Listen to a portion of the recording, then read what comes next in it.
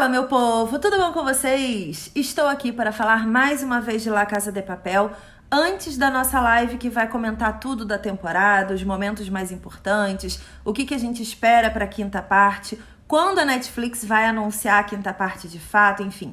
A gente vai fazer uma live sobre todas as informações detalhadas da nossa maratona da quarta parte e todas as nossas expectativas para o futuro.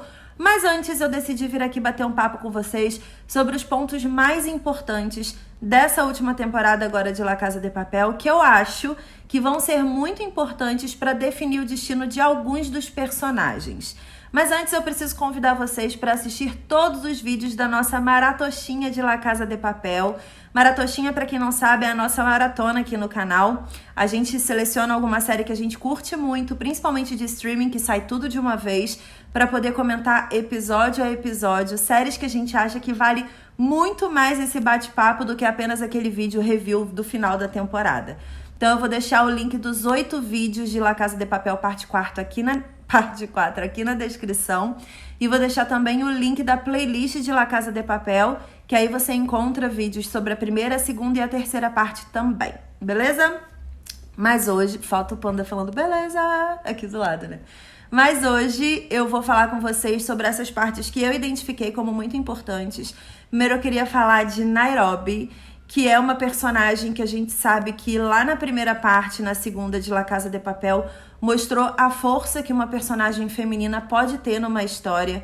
Tudo começou sendo maestralmente guiado pelo professor e a gente tinha ali 2 mulheres de muito peso, de muita opinião, de muita personalidade, que era a Nairobi e a Tóquio, cada uma com um perfil completamente diferente da outra, cada uma com uma vivência completamente diferente da outra. E agora, na quarta parte, a gente teve o privilégio de conhecer um pouquinho mais da história da Nairobi. A gente já sabia que ela tinha um filho. Esse filho foi extremamente importante na terceira parte, no momento em que ela tomou o tiro e todo mundo ficou um pouco desesperado, sem saber o que ia acontecer com o destino da personagem na história, né? E durante a CCXP 2019 aqui no Brasil, a atriz, ela falou muito sobre a participação da Nairobi na série.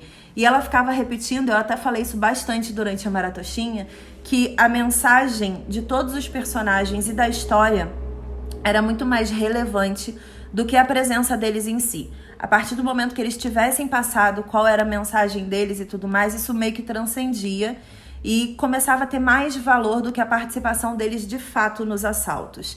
E eu entendi isso muito agora nessa quarta parte. A gente viu qual era o objetivo de vida da Nairobi, viu que ela tem vivências muito traumáticas com família, ela não tem aquele negócio de almoço de domingo, ela fala bastante isso com o professor e com a Tóquio. Ela precisa que as pessoas assumam o controle das suas próprias vidas e ela incentiva os amigos a assumir esse controle o tempo inteiro. Essa mensagem, tudo que a Nairobi fez durante todas as 4 primeiras partes de La Casa de Papel, realmente transcendeu a presença da própria personagem. E isso fica muito claro no final da quarta parte, quando todos os personagens falam que eles vão continuar e vão conseguir sair daquela enrascada do banco lá da Espanha pela Nairobi. É porque ela não cansava, ela não tinha nenhum medo de continuar aquilo ali, ela tinha determinação, ela tinha liderança, ela inspirava as pessoas. A cena nessa quarta parte em que ela desce naquele carrinho motorizado com as 2 armas e dá uma grande lição de liderança nos meninos que estão lá na fornalha. Eu já tô misturando Westworld com La Casa de Papel aqui, falando de forja e fornalha, né? Ela dá uma lição de liderança muito bonita ali, que eu acho que serve para todo mundo, não só dentro da série, mas fora da série também. Então, sim, eu compreendi o que a Alba, que é a atriz que faz a Nairobi, disse na CCXP. Realmente, a mensagem da Nairobi transcende muito a presença dela na série. Eu sei que alguns sites do mundo estão postando, enfim, publicando notícias e matérias de que a Alba, que é a atriz, não vai fazer mais La Casa de Papel, ela não quer mais fazer nem flashbacks de Nairobi, ela quer realmente assumir outros projetos, porque foi um personagem muito intenso na vida dela, mas eu não sei, a gente sabe que as coisas podem mudar o tempo inteiro na vida do entretenimento. Então estamos aqui na torcida por mais do passado de Nairobi, sentindo muita falta dela sempre. O segundo ponto mais relevante pra mim nessa quarta temporada acaba sendo a história do Arthurito. Eu sei que ele é um dos personagens mais detestáveis de La Casa de Papel, inclusive ele lidera meu top detestáveis do entretenimento, de tão insuportável que ele é. E ele começa a tour dele lá na primeira e na segunda parte de La Casa de Papel como meio que um salvador da pátria, porque ele é o chefe da Casa da Moeda, então ele acha que ele sabe tudo, ele tem que resolver. Ele tem alguns medos, alguns anseios, ele tem um relacionamento extraconjugal dentro do trabalho, e isso começa a abrir um pouquinho o leque ali pra gente poder entender esse personagem e a profundidade dele, porque ele é uma pessoa que abusa do poder para fazer outros abusos. E isso fica muito claro quando a gente agora, na terceira e na quarta parte, vê que ele criou quase que uma dependência dessa galera, né? A vida dele se destruiu depois de todo o assalto, daquele início da história. Ele perdeu família, perdeu tudo. O Estocolmo não ficou com ele não acompanhou o crescimento do filho dele com ela. Ele perdeu a carreira dele, perdeu tudo.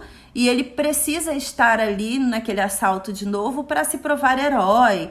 Porque ele ficou viciado realmente naquela adrenalina de participar do assalto de fato. Só que o que a gente não imaginava, e eu acho que isso é muito legal até para alertar todo mundo, é que uma pessoa que é capaz, por exemplo, de abusar de um funcionário dentro de um dia a dia normal de trabalho, é capaz de realizar outros abusos também, porque vem da mesma caixinha do cérebro. E eu achei muito interessante os desdobramentos do personagem nessa quarta parte, de mostrar do que ele é capaz de fato de fazer. Ele abusa das mulheres, ele abusa das outras pessoas, ele utiliza as outras pessoas para que ele tenha privilégios. Ele não é uma pessoa com uma índole boa. E eu acho muito legal assim mostrar isso dentro de uma série que é muito pessoa comum, como La Casa de Papel. Muitos dali poderiam ser nós. E eu tô falando das pessoas comuns, não dos assaltantes, óbvio. Mas são pessoas normais, sabe? Pessoas que acordam, vão trabalhar e voltam para casa. Prestem atenção em todos os detalhes, prestem atenção principalmente em abusos simples. Abusos simples podem se transformar em abusos mais sérios e você pode sair perdendo nessa. Então eu acho que é um personagem muito relevante para alertar todas as pessoas e principalmente as organizações que às vezes contratam pelo currículo e não percebem a índole da pessoa que está contratando para um cargo de liderança. Então eu acho muito relevante essa tour dele aí. Óbvio que não vai dar bom. Óbvio que ele vai terminar muito mal essa história, mas estamos aguardando ansiosamente para assistir esse final trágico de Arthurito, que não sabemos qual vai ser, mas já estamos torcendo pacas, não é mesmo? Também quero falar um pouquinho sobre o Rio e a relação que ele cria com a Estocolmo nessa quarta parte, principalmente por conta dos traumas dele, né? Do estresse pós-traumático que ele apresenta. A gente tem ali dentro dessa história algumas reações bem intolerantes ao estresse pós-traumático dele e algumas reações mais afáveis, como por exemplo a da Estocolmo. E eu acho muito legal isso pra gente entender que estresse pós-traumático não é brincadeira, que é legal a gente afagar a pessoa, criar um ambiente confortável para que a pessoa consiga conversar, consiga abrir o seu coração, consiga talvez verbalizar os seus traumas e assim resolvê-los. Então eu achei muito bonita essa trama meio que paralela que aconteceu na quarta parte, em que ele, na terceira e na quarta, né, em que ele meio que se afasta da Tóquio porque ela tá numa outra vibe, e aí ele acaba se aproximando da Estocolmo, que se afasta do Denver porque ele não acredita no Rio, ele acha tudo muito besteira, tudo muito idiota, e isso é uma tendência muito normal dos homens, de achar que eles precisam ser fortes e resistentes o tempo inteiro, que caso eles não sejam, eles são fracos e não servem para nada. Isso é ancestral, né, dos homens, de ter que ser muito fortes e se apresentar muito fortes para a sociedade o tempo inteiro. E eu achei muito bonito esse arco da história terminar com aquele bonito abraço entre o Denver, o Rio e a Estocolmo no elevador, no final, né, no último episódio, porque o Denver entendeu que abrir o coração tá tudo bem, que você não precisa ser durão o tempo inteiro, que você não precisa ser o macho alfa da relação o tempo inteiro, que tá tudo bem a gente ter emoções, ter sentimentos e compartilhar, no momento de dor e tristeza principalmente. Então eu achei isso muito bonito da história, de mostrar essa evolução do personagem, e é essa evolução que me faz crer que talvez o relacionamento da Estocolmo com o Denver ainda tenha um futuro muito legal pela frente. E é claro que eu jamais poderia deixar de comentar sobre a importância das personagens femininas em La Casa de Papel. Eu acho que a gente sabe toda a hierarquia de funcionamento dessa história, só que toda a hierarquia está fadada ao fracasso se não tem uma liderança bem executada, em que você pensa em grupo de fato, que você pensa em equipe. E as personagens femininas trouxeram essa importância para a história, essa importância de ouvir o outro, de ter um coração equilibrado com a mente.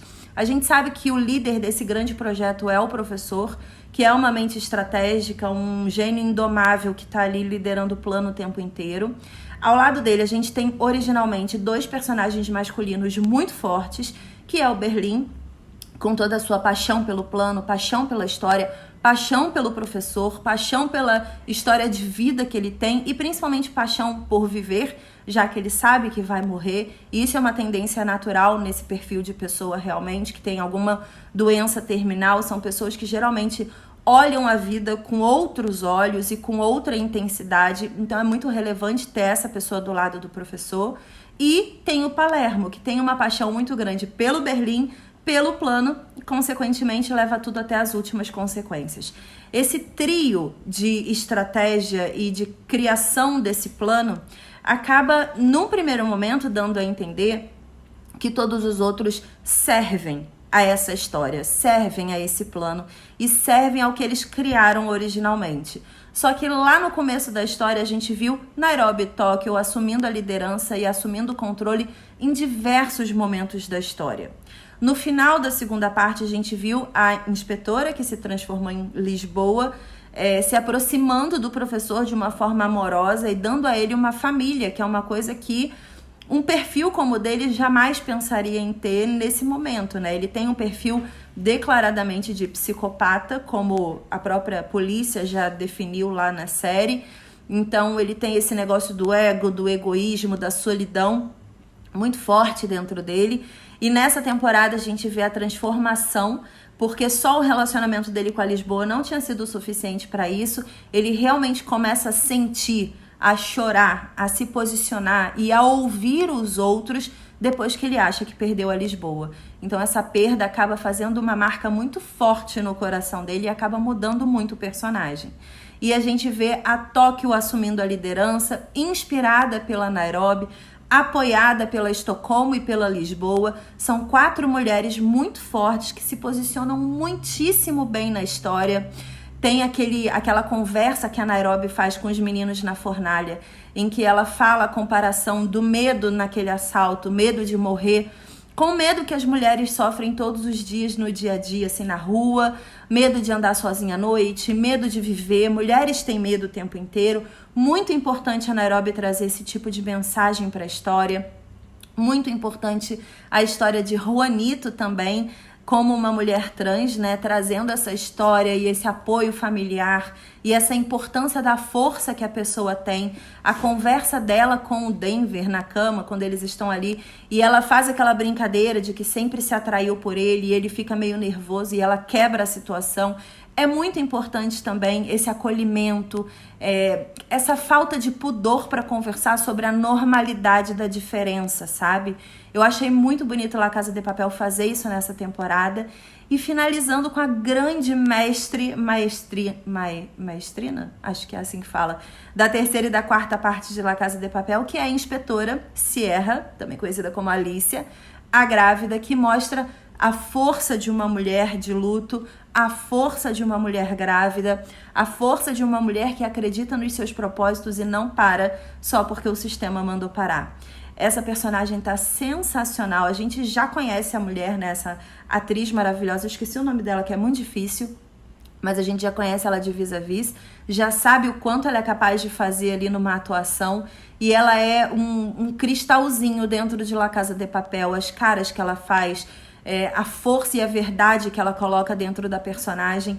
Todas as personagens femininas de La Casa de Papel têm, assim, nossos aplausos de pé aqui. Foi uma temporada, essa quarta, das mulheres assumindo a liderança e mostrando que elas estão preparadas para treta, sim. Eu acho isso de uma beleza gigantesca. Comenta aí pra mim o que você achou da quarta parte de La Casa de Papel, qual parte te chamou mais atenção. Beijo e até a próxima. Tchau!